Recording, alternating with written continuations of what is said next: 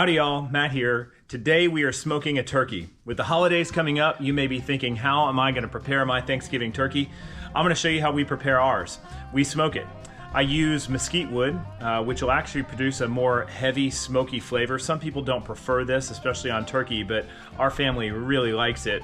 The one thing you do need to know that if you're smoking on mesquite, it's going to produce a turkey that's got a really dark brown skin rather than that light golden brown. So if you're going for a golden brown color of the skin of the turkey, you might want to use a lighter wood. Some people use apple wood. I think you can use oak as well. This is just what we prefer. The other thing that I do when I smoke my turkeys is I use a temperature probe. This particular one is called a meter, and it's a pretty cool little device. It's a probe that has no wires. It goes into the breast of the turkey, and it actually has two probes on here, one that measures the temperature of the meat and the other that will measure the ambient temperature inside of your smoker. This is all connected to an app that you can monitor the progress of your smoke and find out when your turkey is going to need to be checked, when there's going to be more wood need to be added to the fire. It's a great tool. I have found this thing to be incredibly useful. Today's bird that we're smoking is a 31-pound turkey that I raised this past season, and I'm going to be speeding up the smoking process by the way I prepared the turkey. I'll show you in the video, but I've done what we call spatchcocking the turkey, which is slicing it down the back and splitting it open, kind of butterflying the turkey, so that way you get a more even smoke throughout the bird. The other thing that I'm going to do is down in the description, I'm going to give you the recipe of the spices that we use to brine the turkey. We use a dry brining technique.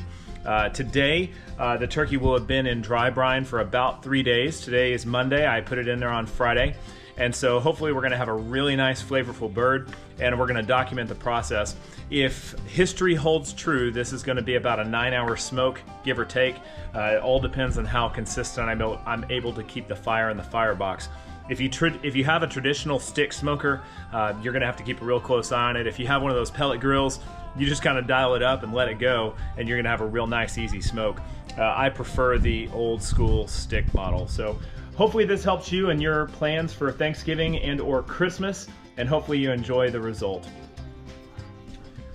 One of the things I like to do when I'm smoking my turkeys is put a bowl of water into the smoker. I'm sure there's some science behind this of why you do this, but I like it because I feel like it keeps the humidity up inside the smoker, presents a nice, more moist, less dried out meat at the end product. And I just set that right inside here on the grate. One of the other things that we love to do is to make a stock, so I'm going to take some foil pans and put those underneath the grates to catch all those drippings, and those are great to make a nice bone broth after you've smoked your turkey. So throw that in there, collect those drippings, throw those drippings in for a nice pot of bone broth after you're done smoking your turkey, and after you've carved it, take those bones, throw them all in there. I think the theme is just to watch your grill close, your smoker close, make sure the temperature doesn't get out of hand. You want to, again, a nice, smooth, easy cook. I'm going to be smoking somewhere around 275 degrees for the duration of the smoke. Obviously it'll go up and down depending on how much firewood I need or that I don't have at the time. So yeah, here we go. Now we're gonna let this coal bed settle in, and we'll throw the turkey on here in about an hour.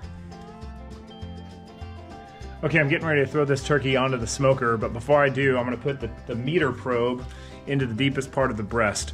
You wanna insert it past this little line. If you have the meter, you'll see this little line on there. It's a little etched line. You have to get it in there deeper than that line, otherwise you could destroy your probe.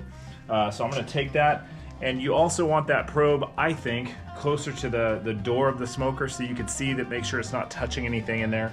So I'm going to insert it over here on the right hand side of the breast and just go in to the deepest part of it. I push it in a little past that line. Okay, as I mentioned, I spatchcock the turkey. So when you put it in there, you can fold it open like so.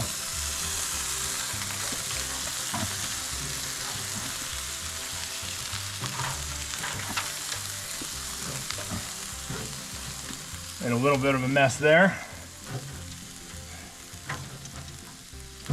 There we go. If you need to, you can adjust that probe a little bit to make sure it's not touching any part of the grill or of the smoker.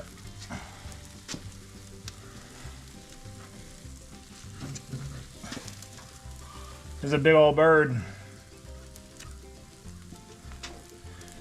The other thing I do when I smoke my turkeys is I hang on to the neck and I put that on there wherever it'll fit. The other thing I do, people probably think I'm weird, I smoke the feet.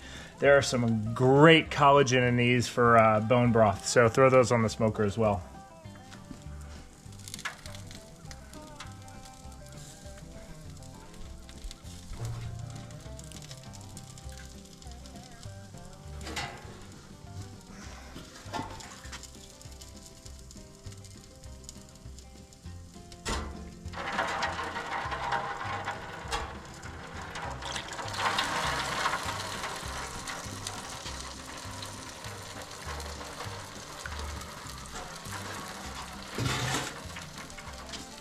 Okay.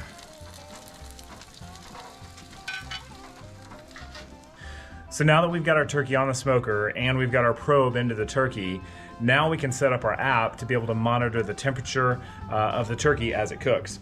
Again, I am using the meter app. If you don't have this probe, then this will not apply to you. But on your mobile device, you'll have your interface here and you press setup cook. And what we're cooking is poultry and then a turkey and a whole turkey. And this is gonna have meter recommended, or USDA rather, recommended temperature values.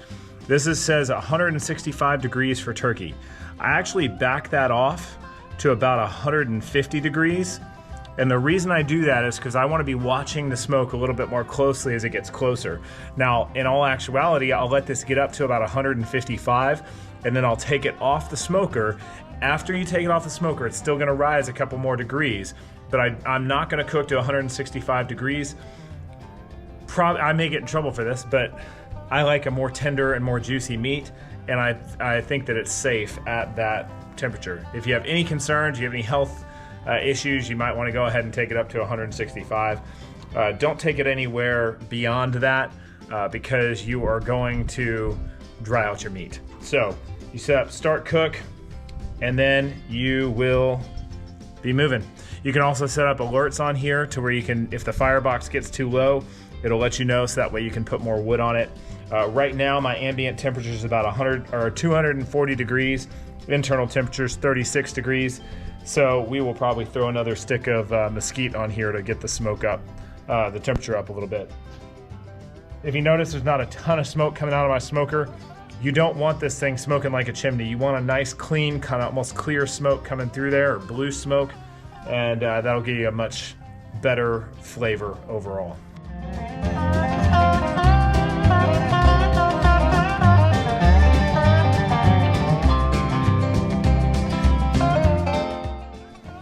Okay, so we are about 2 hours into our cook, just under 2 hours. And the temperature's been floating anywhere from about 230 up to 260. I said I was gonna be about 275. I decided to let it go a little bit lower because I wanted to see if lower and slower would get me a little bit better cook. So far it looks good. This says it's gonna be ready in 2 hours and 8 minutes. Now whether or not that's true remains to be seen, but I wanted to do one last check-in before it starts to get dark. The sun's going down over here behind us here, and it's gonna get a little dark, harder to check in, but wanted to give a quick glimpse into this. See if you can see this here. That turkey is looking tasty, so hopefully it will be. So we'll give it another couple hours, see where it's at from there, and then we'll check in a bit.